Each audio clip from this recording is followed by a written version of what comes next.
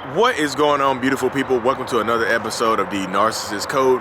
I'm your favorite self-aware narcissist, Mr. Lee Hammock, better known as Mental Illness, from TikTok, YouTube, Instagram. You know where to find me. If this is your first time seeing my face or hearing my voice, I'm a diagnosed narcissist, and I use my platform of over 1 million people now to raise awareness for narcissistic personality disorder, get more people into therapy, and also validate the victims and survivors of this disorder as well. So, today's episode is going to be about post-separation narcissists, post-separation abuse, and the things that come along with it. Because a lot of people think that once the relationship ends with a narcissist, regardless of who ends it, regardless of how it happens, a lot of people think that once it ends, it's 100% completely over. Once you go no contact, it's 100% completely over.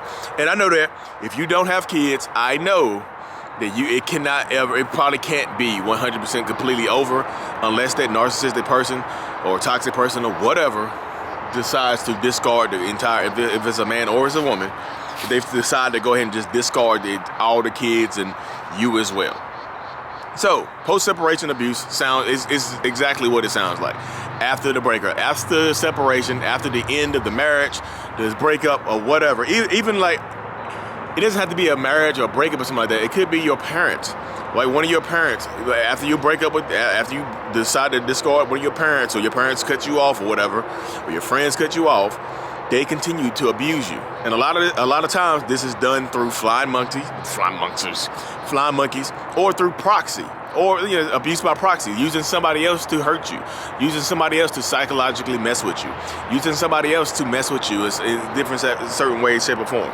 So, co-parenting, like when you have to co-parent with a narcissist that is mad as hell at you for discarding them, or mad as hell for how the relationship ended, that is one of the most talked about ways that post-separation abuse happens.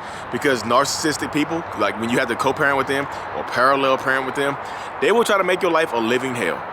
Like just because you broke up with them, they're going to punish, especially if you broke up with them, they're going to punish you for breaking up with them. Like, how dare you decide to move on and try to be better for yourself and try to choose happiness over me? How dare you?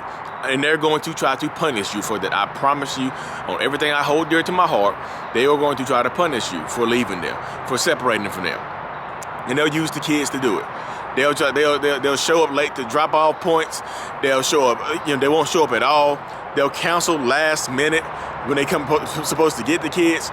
They'll tell the kids put a lot of lies and stuff like that. They'll turn your kids against you. They'll have your kids not speaking to you and things like that. They will lie to your kids. And that's a way to hurt you. That's a way to abuse you. That's a way to get back at you. Hey, this is just a father-son, father-daughter type stuff to a mom, a narcissistic father. Hey, son or daughter, your dad loves you and stuff like that, right? I love you and I care about you, and we would be a family if your mom wouldn't have treated me so terribly. You got rid of me and decided to move on and find somebody else. Decided to break our family up to replace me with somebody else, like your stepdad or your mom's boyfriend that she has now. Yeah, that's why you don't have a full family right now. That's why you don't have a complete family right now. Because did I make a few mistakes? I made a few mistakes, but like overall, I tried my hardest and I wasn't good enough for her. So blame your mom when people ask you where your dad is at, and why your dad doesn't live in the house. Make sure you blame your mom. Okay, boom, got you. And sing. I'm done. I'm back. I'm back talking normal. I'm not acting anymore. I know it's hard to tell sometimes. I'm such a good actor, right? But yeah, that's literally how it goes right there. They will fill your kids' heads full of crap, and turn them against you. So your kids will come home and say something to you. They'll have people triangulated against you. They'll start a smear campaign. They start a smear campaign against you to try to tarnish your reputation. Because smear campaigns are another form of post-separation abuse. And if you know what a smear campaign is, it's like literally smearing your reputation, trying to smear your name, your possibly good name. You might not be a good person if you're dealing with a narcissist, but they're trying to smear your possibly good name to the whole world. Let the whole world know who you really are. Let the whole world know that you're a terrible person or a terrible mother or a terrible father or whatever. And let the whole world know that you're a terrible, that you are just a terrible husband or wife or girlfriend or son or mom or dad or daughter, whatever. They just want the whole world to know and everybody else to know that you are a terrible person and they are the good person. They want to try to sully you, to try to get out in front of everything. If you want to come out and tell people the truth, they want to try to go ahead. Head itching, yeah, sorry.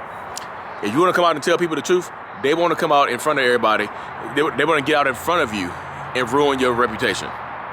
Try to get credit, ruin your credibility, so that people will believe me. People will believe them over you. Hey, I don't like doing videos outside, y'all. But I live out here in this country area, and there's bugs out here biting and stuff. Like, goodness gracious. Sorry. Y'all see me keep scratching and stuff. Like, I'm out here itching. I'm just out here. I'm cooking right now, so y'all, I'm trying to cook and do a video. I'm going to do my video today. Right now, I'm cooking. I ain't doing nothing else. But yeah, that's how post-separation abuse works. The smear campaign is another form of that. Financial abuse is could be another form of post-separation abuse. So if there's child support ordered, or they owe you some money, or they were financially supporting you the whole time, or something like that. Like, let's just say the easiest. I know the situation is different, y'all, but the easiest one to talk about if you're a stay-at-home mom. If you're a stay-at-home mom or stay-at-home parent, let's just say that. If you're a stay-at-home parent and the other person is paying the bills, your husband or wife or boyfriend or girlfriend is paying all the bills, and you're like, you don't bring, like, you're not in control of any kind of finances, and then you kick them out or you break up with them, they will try to withhold finances from you to torture you. They will try to withhold finances from you to try to abuse you and things like that. So they know no bounds. They will keep money from you. They will give you less money. And like I said, if you have to go to court to get child support, y'all, I know some people that they'll tell you, hey, let's not get any attorneys. We can do this on our own. Y'all, if you can get an attorney, get an attorney. Don't let them break you over the coals and hurt you and like that. And just don't give in so easy. Because I know people, you expect them to post-separate. Once the post-separation abuse starts and you want to be done with them, sometimes you just go to court and give them everything that they want just to be done with them. And you end up regretting it. Don't do that. Don't go to court and give them everything that they want, because you end up regretting that stuff. And you'll still have to deal with them, especially if you have kids. You'll still have to deal with it. They're not going to take it easy on you. Ask yourself, if the shoe was on the other foot, would they do the same thing for you? And typically the answer is going to be no. Typically, the Greek god of maybe. You know what I mean?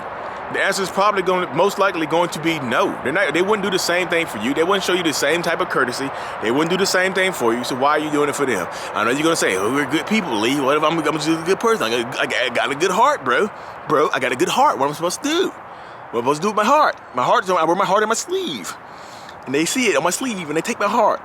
Put your heart in your chest. Get it off your sleeve. I promise you.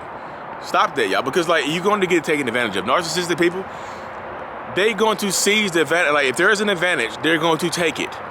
And no, they will not give you the same luxury that you would give them. I know for a fact that I would not do the same thing. I would not be willing to give the same thing to I would not sit through the stuff that I put people through. I would not do that. I would not give you the same leniency. I wouldn't give you the same type of forgiveness. I would not give that to you. So why would you give that to them? I know you're going to say, but it's not me. Boo, boo, boo, boo.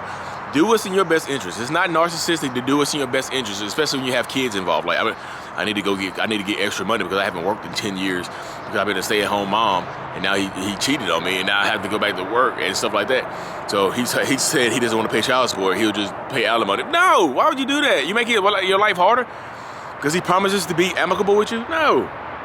You'll regret it the second you sign the papers and he changes back on you. You're like, gotcha. And another way, if you co-parenting with a narcissist, another way that they're post-separation abuse you is by taking you to court for no reason, especially if there's kids involved. Or no kids involved. They'll just have you back in court for no reason. If you do something outside the parenting schedule, if you need to change the schedule, if they don't like the schedule anymore, even if it's something that they immediately agree to, they'll take you back to court just to have you in court, just to tie up your time, your resources, your money and stuff like that. They will do that. That's another way. Oh, you don't want to do this with? You don't want to do this with me? Back to court we go. And look, and sometimes I know you're like, what if they move on? What if they find a new supply or whatever? Will the abuse stop? No. Sometimes the abuse gets worse because now you might have a third or fourth person out here trying to. Now you might have another person to triangulate against you. So the post-separation abuse might get worse. Like the stepmom might hate you too because the narcissist hates you. They hate you by proxy because they hate you. Hey, you can be my wife, you need to hate my ex-wife, okay? Cool. We hate you together. They don't have any reason to hate you other than y'all used to date. You married to the same person or something like that. You have the same ex. Their current husband or wife is your ex-husband or wife. That's the only reason they have to hate you. So it does not necessarily get better because they find somebody else. It could get worse because the other person might hate you too and also become an abuse by proxy situation, or they'll use that person to, as a flying monkey to just hurt you and turn the kids against you, play stepmom just to try to replace you and stuff like that. So yeah, post-separation abuse is a real thing, y'all. So do what you need to do what's in the best interest of you and your kids if there's kids involved. Don't give in so easily, because I promise you, everybody I've spoken to on a one-on-one that has given in easily to somebody else's demands because they thought the other person would play nice has regretted it. Every single one of them. It's not one person. I'm so glad I just gave up my house and cars and everything in alimony and child support because I don't have to. I was just so happy. But then he got worse. Of course. Why would he get nicer? If you think he's a narcissist, like, don't do that. Don't do that. Do what's in the best interest of you, your kids. I promise you, it'll work out for you in the end. You just have to fight through it sometimes. Anyways, y'all, I gotta cut this thing short. I'm tired. These bugs is biting me outside. I truly appreciate every single one of y'all. Mental Illness is out. Peace.